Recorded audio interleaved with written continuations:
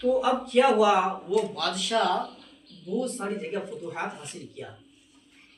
تو اس نے اس کے اندر ایسی بیماری ہو گئی ہے نا، بیماری ہونے کے بعد اس نے بہت علاج کرایا، ٹھنڈی کی بیماری، یہاں تک کہ آگ اس کے سامنے رکھ دیا جاتا تھا، جب آنکھ رکھنے کے بعد اس کے جسم میں جو چمڑے ہوتے ہیں نا، چمڑا بھی جل جاتا تھا، لیکن اسے احساس نہیں ہوتا تھا۔ آخر کار طبیب سے علاج کرایا تو اندر جو بیماری تھی ٹھیک ہو نہیں پا رہا تھا۔ ایک طبیب نے کیا کیا، کوئی چیز اندر ڈالا، ڈالنے کے بعد اس بادشاہ کے اندر جب باہر کیا اس چیز کو، تو ایک ایسا مخلوق، کیڑا جس کو ہم لوگ کوغا بولتے ہیں، اس کے اندر کیڑا دے دیا تھا، اتنا بدبو تھا بادشاہ کی وہ بیماری کی وجہ سے، تو لوگ اس کے قریب بھی نہیں آنے چاہتے تھے۔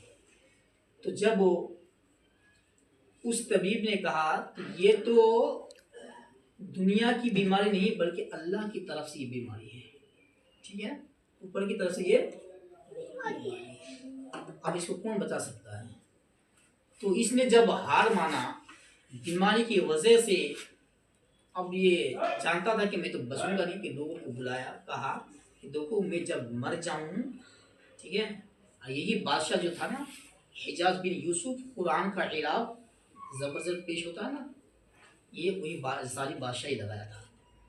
یہ بہت نیک کام، اچھا کام کرتا تھا لیکن ظالم تھا، لیکن اس کا جو حشر ہے بہت خطرناک ہوا، اس کی موت بہت خطرناک ہوئی، ایسی بیماری ہوئی بدبو کی وجہ سے اس کے قریب کوئی نہیں آنا چاہتا تھا۔ اس نے کہا کہ میں جب مر جاؤں،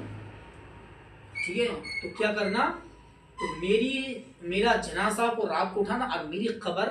رات ہی میں دفن کر دینا، اور قبر کو اس طرح کر دینا کہ کوئی سمجھ نہ پائے کہ یہ قبر ہے۔ کیوں؟ اگر لوگ سمجھ جائیں گے یہ بادشاہ کا قبر ہے، کہ لوگ مجھے وہاں بھی نہیں چھوڑیں گے، کیونکہ اس کو معلوم تھا ان کا حشر کیا ہونے والا ہے۔ تو آخر کار کیا ہوا، ایک دن بعد اس کے پیٹ پھٹ گیا تھا۔ کیا ہو گیا تھا؟ پیٹ پھٹ گیا تھا۔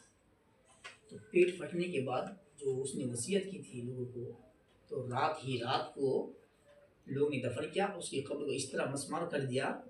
کہ لوگ پہچان نہ سکے اس کی قبر کہاں پر ہے۔ یہ وہ بادشاہ تھا ظالم۔ تو ظالموں کا کوئی گھر نہیں ہوتا، ظالم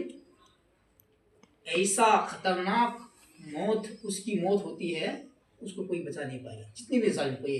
سرکار ہو یا کوئی بھی، آپ بھی ہو، ہم بھی اگر ظلم کریں گے تو کوئی رعائی نہیں، حشر بہت خراب ہوگا، ٹھیک، اس لیے ظلم نہیں کرنا چاہیے کسی پر، یہ نہیں، سب سے پیار محبت سے مل جل سے رہنا چاہیے۔